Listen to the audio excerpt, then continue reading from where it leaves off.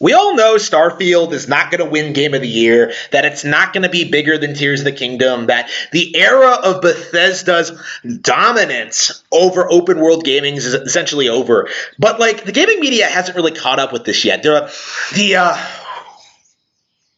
The industry still wants you to believe that Nintendo is like, lagging behind the rest of the industry, that like they can't produce games on the scale of Final Fantasy 16 and Starfield. But in reality, the opposite is true. Like it's Final Fantasy and Starfield that can't compete with them, right?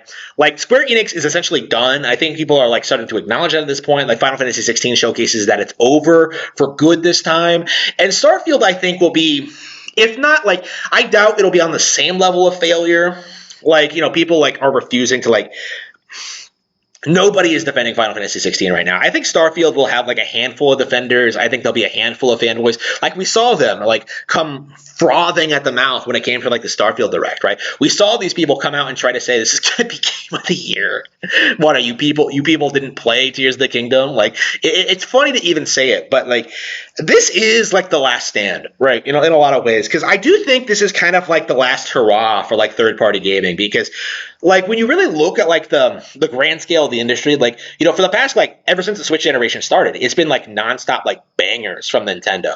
You have Breath of the Wild, right? Year one. You have like Splatoon 2, like, later that year. You have like, new innovative IPs like ARMS, like Octopath Traveler. You have like, juggernauts like Animal Crossing New Horizons, like ports that do extraordinarily well, like Mario Kart 8 Deluxe and New Super Mario Bros. U. Like you have these good, extremely popular games.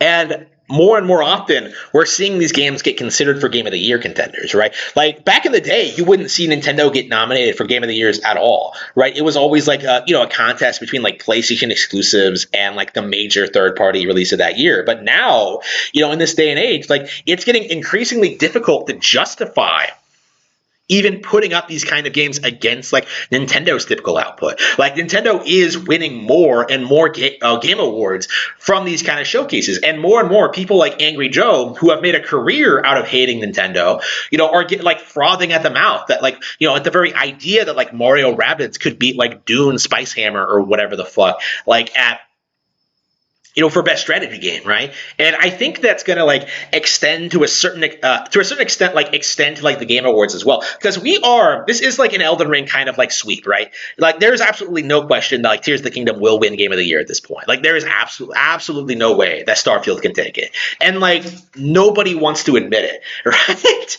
We are in this position where I think like a lot of YouTubers who are like Xbox and PC adjacent are going to be pushing for like Starfield to win, even though it can't possibly handle it, right? It's like the equivalent of like trying to say like God of War Ragnarok is going to beat Elden Ring like last year, right? It just isn't going to happen. Like you think it might be possible because all the shilling for it and all like the publicity, but like it should like reasonably happen, right? Like reasonably speaking, like everybody considers Elden Ring to be a better game, and like God of War Ragnarok is like considered an inferior DLC, right? Like that's how the game were viewed, but like there was a very real question of like, the PlayStation bias is a real thing. The industry is in Sony's pocket. Like, are they going to swing this for God of War Ragnarok? And there was a big push for it, but in the end, like Elden Ring won.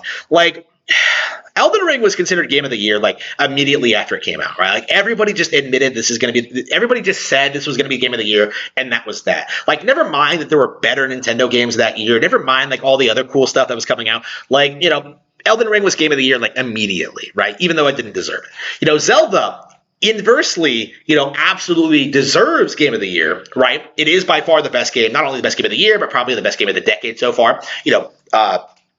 Breath of the Wild came out last decade. So it's like, it's one of those things where you're just like, okay, like, this is an innovative masterpiece that innovates on an already established masterpiece. So yeah, of course it's the best game of the year.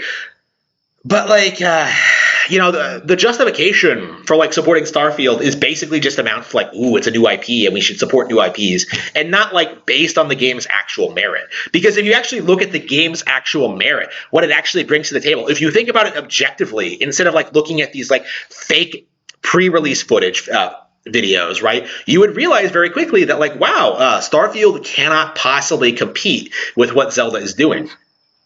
And like everybody who's like seriously thought about this knows this, but there is like a very real refusal among the community at large to really accept it, that there is 100% no competition for Tears of the Kingdom this year.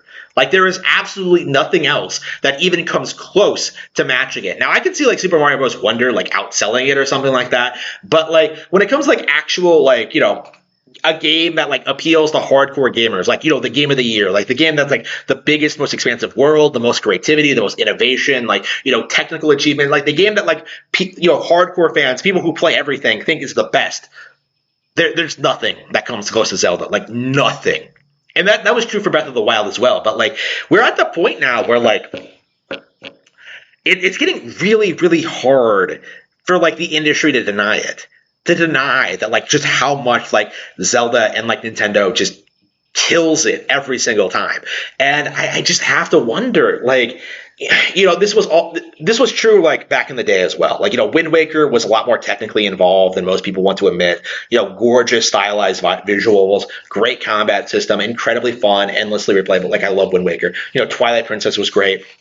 I think Twilight Princess is actually the one game that actually got appreciation, shockingly enough. But that was before like the big like next generation console blitz of like 2007, where like everybody was hyping up Portal and Mass Effect and BioShock when everything went to crap, right? That's when gaming. That's the year gaming died. Was 2007. So. But now the Switch is bringing it back. The Switch has like resurrected gaming, the gaming industry, like entirely single-handedly. And right now, we're not really seeing a lot of people acknowledge it. Like, anybody who's skipping Tears of the Kingdom is really missing out. This is by far one of the best games released in a very long time.